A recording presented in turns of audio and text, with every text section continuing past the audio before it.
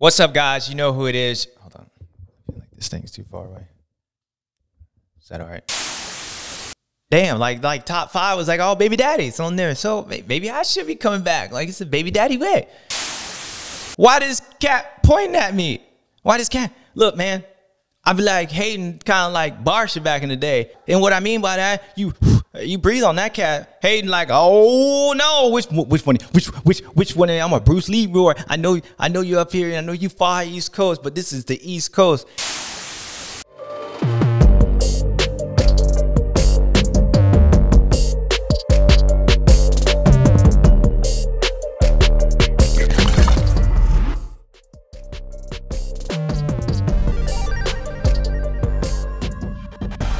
What's up, guys? You know who it is, your boy JS7, and you know where we at. We at the rerun show, baby. Round 13 up at ATL. It's not deja vu. Like, you did just see me when you watched the race yesterday. For a while, it was always racing this guy, but look at us now, baby. I know, look at right? us, yeah. I know. We're like 17 years, though? Come on. Man, you making me feel old over here. That was a lot of fun. But you know what we got to do right here. Last weekend was awkward, right? It was awkward. We heard about dude lining up on next to him on the gate, trying to play around, triple crown. Now we back in a super cross, I would like to say, because we had a speedway. But you know what we got to do? We got to check it out because them boys showed up and showed out. And even though it was just kind of a big race, there's a lot to get into, and that's what we about to do. Let's do it. This weekend, yeah, yours truly. I was on the broadcast. And I got to think it was awesome. It's hard to be in the booth and then to be able to be down to my fans because everything was happening so quick. And we was on the big channel this weekend, NBC. So there was a lot of stress going around. But my boy Todd Harris, RC, DB, Will, Bondo, the whole crew. And of course, like you fans, it was awesome to be there. Had to go down to get my suit. They were like, oh, is that Mount? No, it's Michael Jack. Oh, no, it's your boy JS7. So it was cool to be on there. But of course, like I'm there to enjoy myself, but I'm also there to try to give you knowledge like we do here. So that was a good time. And the track was at a speedway. It was the first time I've ever been to Atlanta. I've always raced in the Georgia Dome. So to come here, I was always excited to see this place because it was a big layout. Unlike Daytona, this was like a real supercross track, just really stretched out and fast. So I thought with a little bit of rain, it was going to be perfect, and which it was. It looked like my track here. Most of these guys' tracks in Florida they ride on. But the track was fast, kind of a little one-lined. Like there was a section from the end to end, the first corner to the pit entrance, that it was kind of one-lined. Tried changing some stuff up. But overall, I think they had a good time. You know, since it was such a long lap time, they didn't run a lot of laps. I think it was like 16, 17 laps. So I don't think fitness was a huge part compared to like Daytona or maybe like Indianapolis. It was hot. It was during the day. So, of course, guys got tired. And they had a whoop section that was pretty tough. Asked my boy AC. Dude got his boot blown off on that. Got up, but he was like mad after that. Oh, no! AC gets bucked off that Kawasaki, back on his feet. Uppercut from the handlebars. So it was good. It was good. And we were obviously waiting for Eli and Cooper to get at it. And they kind of did, but they were just in like 4th and 5th. Good to see far East Coast back. Started off a little rough, Joe. On there, you had some stalls and some falls. But, dude, you rode good. Feel like you're going to be back. Hopefully win one of these things and get going for the outdoors. I mean, overall, the track was pretty good. Wish I was there. Wait. But I was there. Maybe I wish I was riding. Who knows? So the last couple weekends, Eli has been able to step up and get it done, right? It was at Seattle. It was starting to look a little suspect right there. So he goes up to Seattle, gets it done. Beast mode. Wouldn't say beast mode. He just got it done. Cooper was right there. Then they have an off weekend. Then he comes back, gets into Arizona, gets it done. Looks better than ever had. Triple crown. Just flat out did what he does. And so coming into this weekend, you just felt like the momentum was on him. Like it's a Daytona-ish style track in the speedway. He was starting to get informed. It's only like 5 races left, so the race to the finish, Daddy can get that done, right? So coming in, had Cooper Webb changing some stuff up on his motorcycle, having guys do awkward things, lining up next to the gate. There was no finger pointing, no gunshots or anything like that, but there was a lot of talk about Cooper changing forks and going from a 52 to a 48. Now, for all those my racers and non-racers out there, That's a big change. That's a big change, especially like, all right, you look 2 weeks ago, he had the red plate. They both had the red plate. Cooper's had a couple wins, but it just tells you that Cooper won in KTM. You never settle, right? Every time you settle, the competition tries to catch up. Each one of these teams, they're always trying to improve. No matter where you're at, you always got to try to improve. And I feel like even with Eli them, they got to a point, others start stepping up. The KTM's better, the Kawasaki's better, and that gap got closed this year. And then there was some, 8th places and whatnots. But overall, you could see Cooper, Webb, and that team. So they went from a 52 to a 48. It's a huge change, risky change. Basically what it does, it's like two big old tree logs, right? You got big tree logs or whatever you want to say. Like when you have the wider fork on there, it makes it a bike that's more stable. If you remember last year, Cooper, they were struggling in the whoops. Like they had the bulldozing. The bike was doing this number. Maybe it's in the rhythm section wasn't as good. Well, when they go to a bigger fork or whatever that change was, just strictly with the 52, then you get what we talked about last weekend. You get a more stable bike, which is better through the woods, but necessarily sometimes you can't turn that thing as well. Like Cooper struggled right before the finish line last weekend in Glendale. There, that rhythm section we pointed out where the bike goes in and it shoots back. Bigger fork tube, more oil, more spring. That means more force. So when the thing goes down, it has to shoot back up on you. Now you go to a 48. All right, the thing feels nimble, maybe a little double D effect, just kind of moving around a little bit. But then that also causes front end tucking, the front end bulldozing through the whoop. So to make that change like during the week and considering that, okay, you're 7 points down, like you're still right there, you just had the red plate. I would say the last race wasn't your rotting that made you lose those points, maybe some decisions and the fact that everybody's good. You would think that the guy's just searching for something. So coming in the weekend, they made a big deal of it. They were talking about it. And so I feel like there was a lot of pressure on Cooper to make that happen, KTM to make that happen. Because, of course, just like the gate pick, there's a lot of Monday quarterbacks out there. If they would have been off and Eli would have won that race, Cooper would have got 5th. Oh, my gosh. Can you imagine what would have happened? So overall, it was a decision. It was a big change on there. Again, big tree logs on there. I'll tell you, the 52 is like your old boy 2021 JS. That one, that was that 52. Now, the 48's like how your boy looks right now. Just a little skinny on there. I'm just like, woo, woo. Last one, I was like the Michelin Man. Oh, yeah. So those are the difference between the 52. Hopefully you understand that. But overall, I think the forks, even though you heard Cooper saying I rode like on the podium.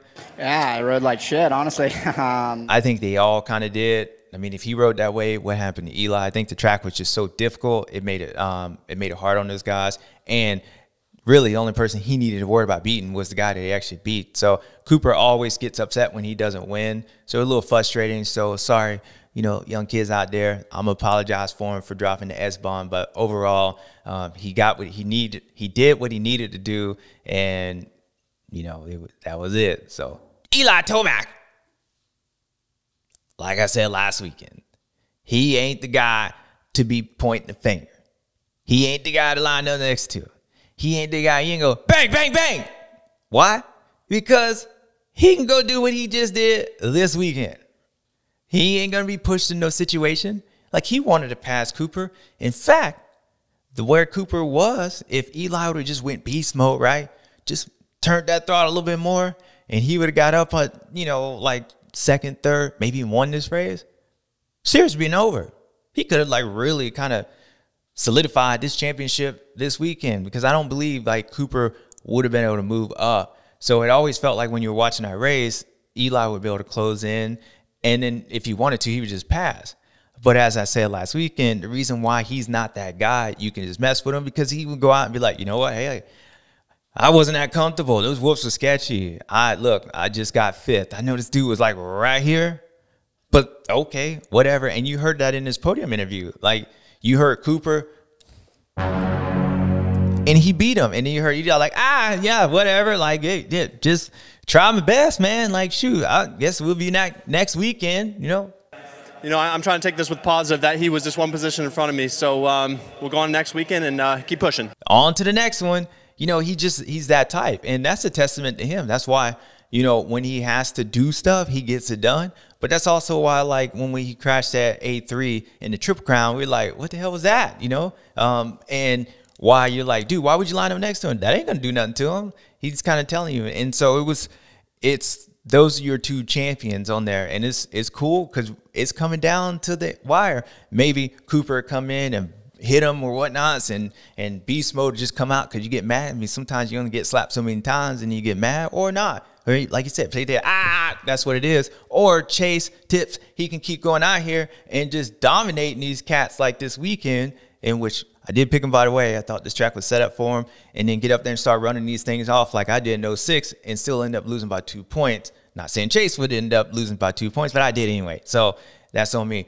If they allow him to keep doing this thing and they keep finishing 4th and 5th, then who knows what's going to happen when we get to Salt Lake City. But that's a long ways to go. We got to go to New York first. And by the way, your boy will be there too. So it was a good day of racing, a boring day of racing, but there was a lot of stories that was going on inside of the stories. So 52, 2021 JS7, that fat Joker 48s, your boy right now on there. That's the difference between the forks, and that was that. That was that.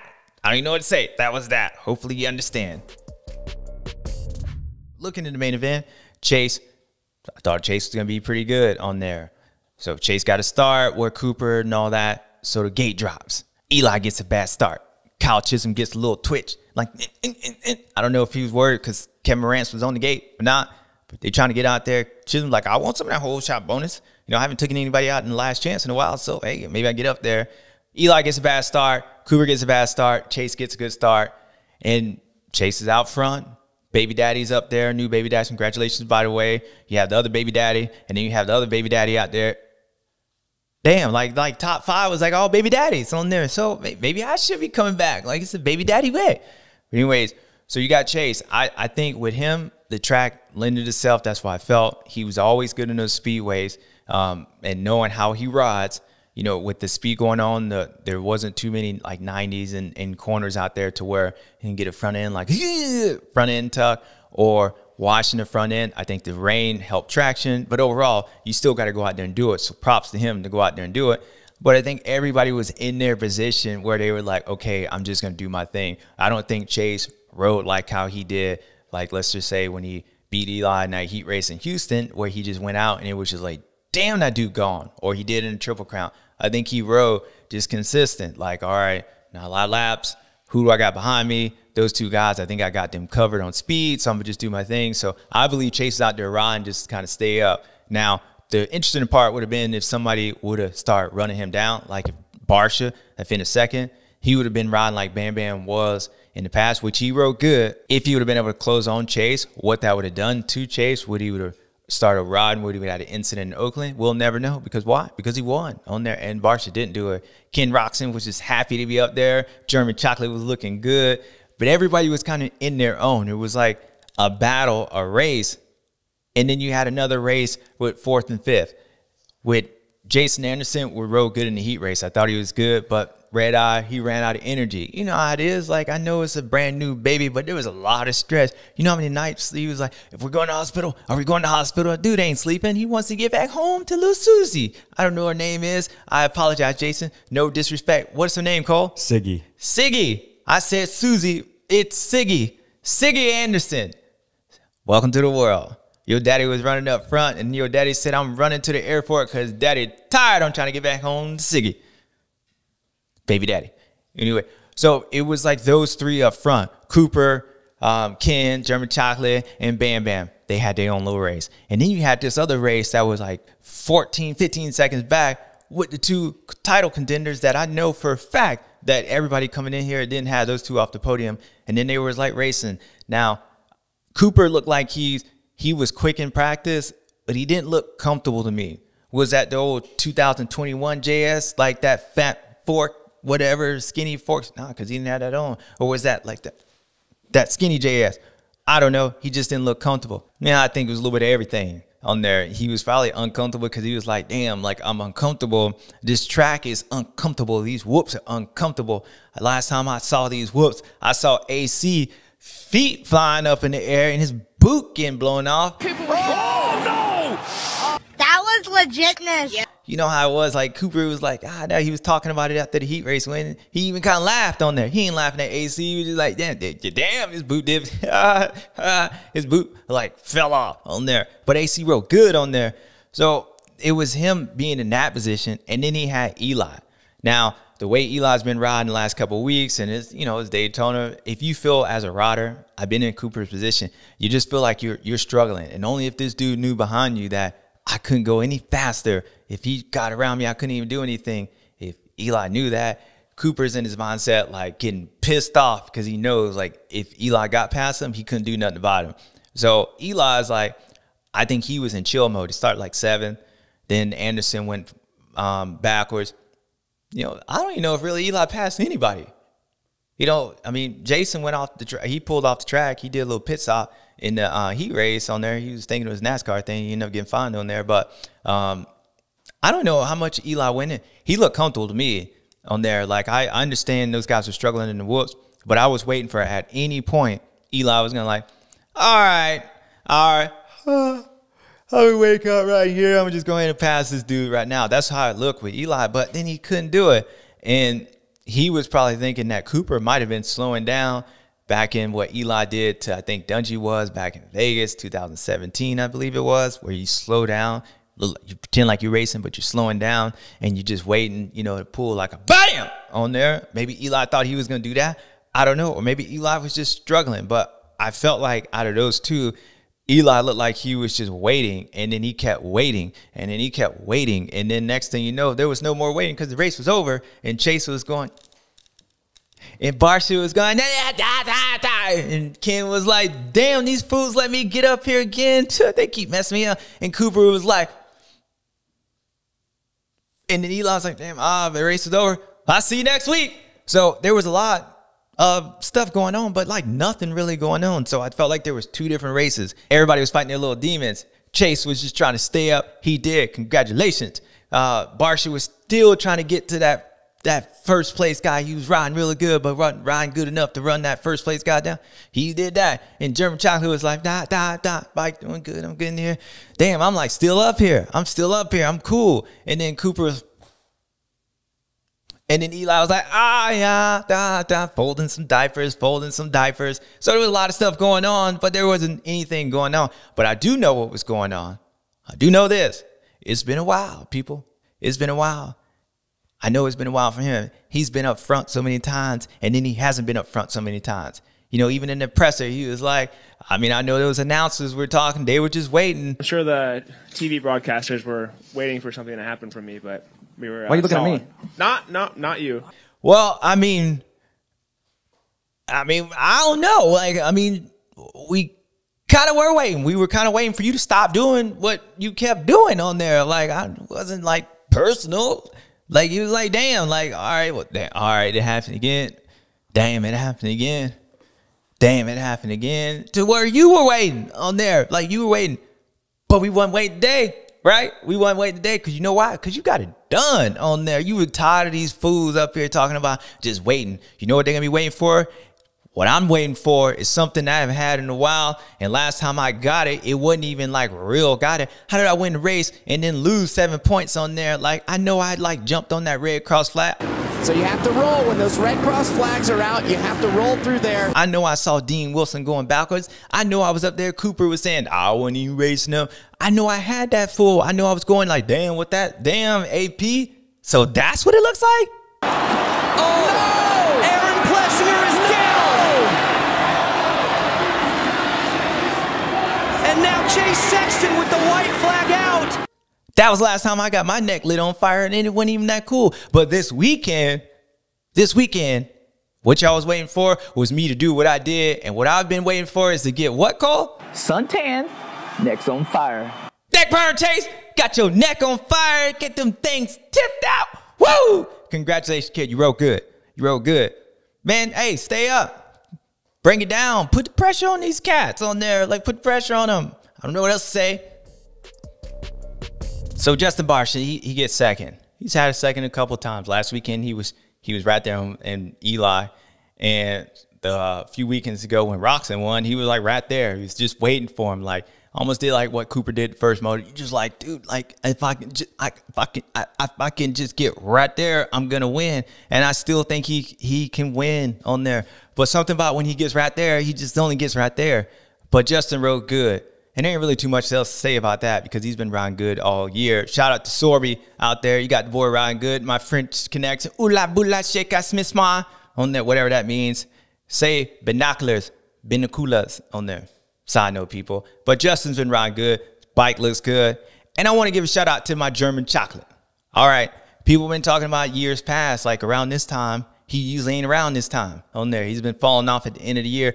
So shout out to the Suzuki, Larry Brooks, that whole race team. Like, dude, they keep fighting on there. And German chocolate, like there's circumstances that he rides better in other circumstances. And in other circumstances, he doesn't ride as good as that other circumstance. But this circumstance, he was able to get a third place. And that was a good circumstance to be in. So give a shout out to him to be able to ride up there and actually be like competing.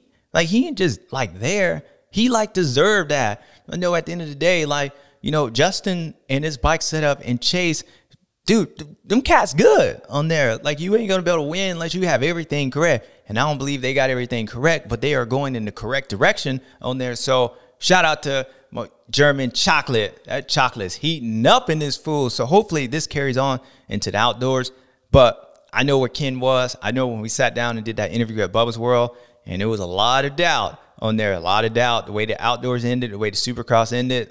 German chocolate, when you sat up here and you said this is what you were going to do, and it was looking suspect on there, you keep fighting, son.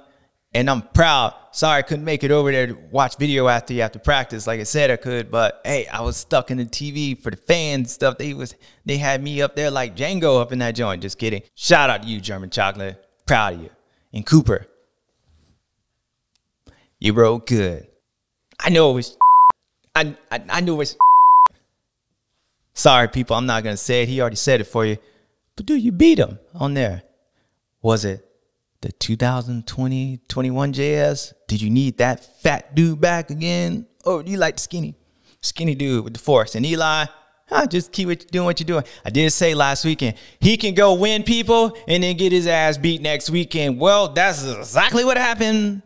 And that dude is exactly the same person. And I know Jeremy Coker, like, what do you want me to do on there? Does he seem worried? I don't think so. That's why next weekend, like this weekend coming up, when I'll be calling the race in New York, he can go out and just go beast mode. And then the following weekend, he can just go do this. Who knows? I don't know. But that was it. German chocolate. Good job. Barcia. Good job. Chase. We were waiting. And we finally got what we wanted. Got you a W, son. I got to hit it for him one more time, Cole. Suntan, next on fire. Tips on fire! So I want to break down Cooper and Eli just a little bit more. And the reason I said it just looked like Eli was just kind of waiting for Cooper is because when you watch him like go through like the whoop section, both whoop sections, like Cooper was like doubling, tripling, all that. And then Eli was going through, and then the way Eli was able like to just ride through the rhythm sections, like you can tell some people, they struggle, or some people like when they're trying to do something, like when you watch Barcia or some of these other guys, like you can tell like they're trying on there, like they might get a little out of shape or whatnot, but just the intensity, the way they body position, not necessarily even the way it swaps, just the way they look on the motorcycle, it looks like they're trying to do it. Well, when you look at Eli, and especially with Cooper being right in front of him, you know, you go through that tunnel jump and over the tunnel jump, go across that rhythm section, they go double or triple, like just the way Eli's relaxed. And then they go to that quad section. And then right before they get to the first corner, you know, Cooper's jumping in, like tripling and singling into those little rollers. Eli's jumping all the way through it. Go to that next section, hit that double, that little off camber. Just watch Cooper like going through that, you know, like he's going, like he's struggling a little bit. And then Eli's like kind of wheeling over stuff, jumping over stuff, looks relaxed, hit that single, you know, lands, nothing happens, going through that sand section, you know, bike doesn't really do anything. So I was watching it, and that's why I said it just looked like he was just waiting on there. And then at one point, AP started rolling up through him, and I'm like, okay, then what's going to happen is Eli doesn't want AP to get to him, because I don't think AP would have done anything to him, but he would have been his duly right to. he could have, you know, just got in between because AP wasn't going to pass Cooper. Well, maybe it was. I think what ended up happening, it was if I was in AP situation and I want to be a team player, I'll pass Eli. I wouldn't mess with him. I'll pass him. And if I was able to pass him and Cooper had a good enough pace, then I would just stay behind him. But if I pass Eli and then Cooper was slow and then it was put me in the middle of Eli and to where I was slowing down Eli because I didn't want to pass Cooper, that's a bad look. Then I'm going to go ahead and just pass Cooper. But I think if Cooper would have been able to carry that pace, I would have got around Eli, been a team player, then that's what would have been happening, or I just went through both of them. Eli didn't want that because, you know, some teammates come up and just knock you down on there. They'll just knock you down if you're on there. And AP would have been in his rights for team. I don't condone the violence on there, and I think AP is not that tight, but he could have been that tight this weekend. So Eli did not want that to happen. So when AP was coming up, I'm like, oh, all right, it's been a boring-ass main event on there, so it's about to get the fireworks. We're getting the fireworks between what we wanted because I feel like Cooper was a wounded duck. He shot himself in the leg on there like it was nothing he could do, and Eli was doing that shooting like, all right, he's kind of like them vultures, right? Just, all right, he, you know, he hanging on there, but he ain't there yet. Like, all right, I'm going to poke at him, see if he still got a little alive, and then the other vulture was coming in, so he's waiting for the attack, but AP made a mistake, and he just went way back. Then that put Eli like, all right, that's, you know what, I'm just going to finish here because what I don't want to do, maybe I couldn't pass Cooper and stretch it out. Like maybe he thought, again, Cooper was doing what he did back in 17, messing with him, and that Cooper was going to let him by, and then Cooper was going to take him out. I don't think Cooper was doing that, but maybe all these things go through your mind. So maybe that's what Tomac was like, is it worth 1 point on there? Is it worth 1 point? This dude does play mind games on there. He ain't lined up next to me, but you know what? I know what I did, and I know what he should do. So, you know, whatever. AP's gone. I ain't got to worry about that. I'm just finished here. That's what I think was end up happening because the way Eli looked, the way Cooper looked, they both wrote good people, but one looked like he was just waiting for the other one to die on there, and the other one just never died on there. Then the other vulture was coming, and then that other vulture got hit by a car, and then he was like, all right, you know what? I'll just find something else on the side of the road, whatever. That was my explanation. I don't know, people. He didn't die on there. But Cooper was mad as hell on the podium, as you can see. And I'll say it again. I don't even know what else to say, so I ain't going to really say nothing much. So you know what time it is. Oh, by the way, Hunter Lawrence, good job on there. Joe Shimoda, welcome back on there. Jordan Smith, good to see you finally, bro. That's where you should be at. Hayden Deegan, oh, I'm feeling dangerous up in there. Hey, you are dangerous out there. You ain't letting these pools punk you out there. You're like, on there. Don't let them be punking you. Jordan learned his lesson. Shoot, Jerry Martin, he learned his lesson on there. A lot of them learned their lessons. So, Hayden Deegan, good job on there. Talon Hawkins, I saw you in the airport last night, man. I ain't gonna lie on there. I was like, damn, dude, I know that dude races on there. I know he races. He looked like a rock star. Well, because he had a rock star helmet on, hat on, so I thought he was a rock star. I'm just kidding, kid. You rode good out there. So, anyways, congratulations to all y'all. But y'all know what time it is. My favorite time, your favorite time, Oakley's Stewed or Stewed. We'll be right back. They say an object in motion tends to stay in motion. We test that idea on a daily basis. Motion and experimentation. Motors and manpower. We continue to evolve and thrive. So whether you climb or cross over, find your own line or pin it wide open, as long as you're moving in a way that gives you what you need, we'll be here for you. What's up, guys? You know who it is, your boy JS7. I want to welcome AG1 Nutrition as my second sponsor. Now, listen. The secret's been like, y'all been wondering how I got a little good looking, my skin glowing, got a little skinnier. Well, this is why. AG1 is a nutritional drink, and I ain't kidding with y'all. I do this every morning. That's why I feel good. That's why you hear me on here, come in here like just on my toes. So I'm proud to have them as a sponsor. It's easy to take in the morning right before I go this, or take right before we do the show. Also, they got a lot of vitamin Ds. They got some other vitamins and supplements. But now that I'm back in the spotlight, traveling to the races, I started taking athletic greens to help energy. You know, when I stopped racing, a lot of things stopped. I blew up, energy level was down, my skin wasn't looking good. Gotta have good looking skin with this smile. So I started taking this stuff, and it's really helped me a lot.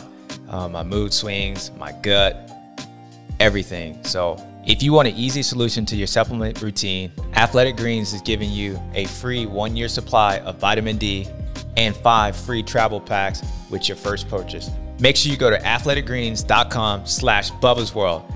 Did you hear me? athleticgreens.com/BubbasWorld to get yours. And then you can look as good as me.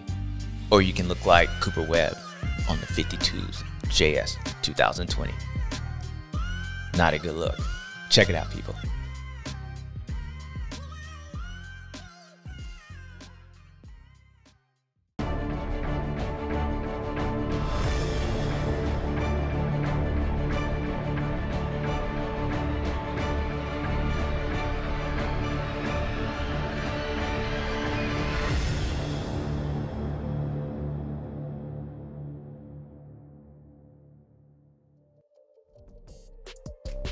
All right, people, you know what time it is. My favorite time, your favorite time. Stu and Stu. Who knows? Maybe it's confused. I don't know. But Oakley, Stu, and Stu. Just like last weekend, we had another dominant performance by an Oakley member. And no, it's not set up that way, people. It's not set up that way, but it's just set up that way. Look, Chase Sexton. We're going to start what we always start, a Stu. Now, look, dude, I know the comment. I know they were like, they just waiting. It ain't just us. They were all waiting, including yourself. But again, sometimes like you got to go through these things to be able to get to other things to overall get the one thing that you wanted. And what you wanted was you a Stu. A Stu. A Oakley Stu. You didn't throw me your goggles. So you didn't throw me up there, but I was kind of really high up on there. Eli got an arm on him, dude. He threw it from Phoenix to over here. But dude, you were up there like Barcia was pulling your Oakley tear-offs on there. He was like, let me see your face. Let me get a clean vision of that. I don't know. I never seen that. I never seen another rider pull another rider's tear-offs after he just got beat by the other rider. But hey, it happens in new day and age up in this cat. But Chase Sexton, we waiting, and finally you get it. You were Stu, a Oakley Stu. That's it. There's only one of y'all. And that's the one you got. You won that Triple Crown last weekend. And when you got up on the podium, it wasn't confusing this week. Even though Cooper was like mad as hell on there. But that wasn't your problem. Your problem was too busy like, damn, I got another trophy. I won me a championship last weekend. And damn, I got this one. And I'm about to get me a stupendous Stu today. And that's what you got. So Chase Sexton, you a Stu. That's the only Stu I'm giving out today. I'm pissed. Like Chase didn't even throw me his goggles. Nothing. Whatever. But you still a Stu. All right, my next list. Stu, pissed off. Pissed off because like you're just getting pointed at over the finish line by this rookie you have nothing to do with. Pissed off because you're like just mad when you were like, I don't know why I was mad. I'm just mad. Pissed off. Cooper Webb pissed off. Stewed. But I don't like that because he's always like mad when he don't win. So I'm going, well, you know where we going, people. Confused. It's confusing. Now, my first person on this list is Mr. Far East Coast, Mr. Shimoda. Joe, you actually rode good. Like you rode good. You hit the ground, then you got up, then you stalled it, then you hit the ground. But they were like little fallovers, you know, like little fallovers. You didn't go like the teammate AC. AC, you rode good, dude. Like you rode good. I mean, I know you had some feet flying and all that, but you rode good.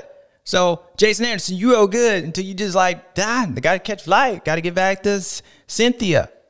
No, what is the name called? Siggy. Siggy. Man, I apologize. I'm sorry. I'm bad with names. I can't even remember my own name up here. Sometimes I'm like, Stu, we are in a confused list, so it's all confusing. So, Mr. Shimoda, you like riding. You're like, dude, I'm just back, Far East Coast. I'm cool. I don't mess with nobody. On there, they my friends. On there, last time I was riding this dude, he like took me out. They my friends on there. But I get my own. I'm racing both of them. The brothers next weekend. But they my friends. We play Xbox together. Then you get this danger boy up there. Danger boy up there doing this thing up there, feeling dangerous. He already Debo J Mart on there. He already Debo Mr. 29 Jordan Smith, which got him back this weekend. You know, thrashing was like, ah, man, what that? Bam! On there, he had 400,000 people there, and then hopefully he's okay, man, because I thought he was going to do his thing. So you're like, wait, why this cat pointing at me? Why this cat? Look, man, I'd be like hating kind of like Barcia back in the day. As you know, people, I did say Barcia was changed. He could have took out all these cats like 500,000 times. And I know he ran into Eli on that first corner in that heat race, but damn, it looked like he want to win. Like he want to win. I don't think he'd have done it in the main event, but he wanted to win. So he's like Barcia. And what I mean by that, you breathe on that cat, hating like, oh no, which one? I'm a Bruce Lee roar. I know you're up here, and I know you far East Coast, but this is the East Coast, and what Hayden feeling just like his daddy. I'm feeling dangerous. Don't blow it, Hayden. So you were like confused, like what the hell was that? So Joe, you confused. Now my other one is Mr. Cooper Webb. Are you confused? No, you're not confused. I'm confused. The fans are confused. The people I was listening on TV, they were confused. They were like, wait, hold up. Wait. All right. This dude is mad as hell on there. And he's like, I rode like. Yeah, I rode like shit, honestly. And then, but then you hear the guy that he beat was like, yeah, that there. I kept getting roosted by him on there. I was just waiting on there. I thought he was like a buzzer. I thought he was dying, but he wasn't dying. I saw 2 cars roll over him and then a semi truck, but the dude wasn't dead on there. And I was just waiting. Then the race was over. Then I was waiting to go back home. Eli was like cool, and then you were like mad. So we were like, listen, like, oh, hold up, wait a minute. The dude that beat the other guy that's way more positive on there, like he's pissed off. It was confusing on there. It was so confusing that like when you cuss all the people on the broadcast, we were like, we didn't even know what to say on there. And then we did our little tech. We almost made an excuse for it. Like, hell, he do be getting mad. He want to win on there. So we were like, I don't even know, like, should we like fine him or not fine him or just do something? But it was like confused because he beat the dude that he needed to beat. And yeah, it was like one of those. So Cooper Webb, you made all of us confused because we don't know why you were upset. I know why you were upset. You know why you were upset. We kind of all maybe know why you were upset, but we had no idea why you were upset because you beat the guy you needed to beat. So don't be upset. I know that was confusing. Again, was it the fat JS that was getting you? Or was it skinny 2023 JS? I don't know. Could be confused. Maybe you are not confused. So Cooper Webb, you make us all confused. All right, people, that was my list right there. I hope y'all enjoy it. If you don't enjoy it, that sucks because you're going to see a lot more of me here coming soon, which starts this weekend in round 14 up in New York. Well, actually in New Jersey, somewhere in the MetLife with the New York Giants and possibly Aaron Rodgers. If he ever get his contract done, if he's going to play, who knows? That's where we're going to be up in the Windy City. So y'all better show up, all my Wild Out Willie boys. Y'all better show up. I want to be like, on there. I want to see some 7 jerseys, and I want to see some action. Will Chase Sexton get it done again this weekend? Was Barcia finally get him done? Would he just get, was he right there? Was he right there? Is he going to get it done? Will German Chocolate finally just bust open the chocolate factory? Will Daddy open up the chocolate factory and start selling these cakes? Will Cooper Webb go back to the fat JS or stay with the skinny JS? Wait, I don't know. Would the brothers get in a fight when he finds out that his house is burnt down, the roof was burnt down, and he didn't feed the doggy? Make sure Jax and Milo have their dinner on time, and Milo doesn't steal Jax's food. He's currently at my house puppy sitting, so when I come home, I hope to see a roof still on it and all the neighbors still like me, so you're accountable. Who knows, and Lawrence Boris, or finally will far East Coast show up, or will Hayden Deegan feeling dangerous, because I think he is. Well, you got to wait to find out, and you're going to find out with your boy next weekend. So until then, y'all know what we got to do. I'll see you when I see you. And that was it. I'm out.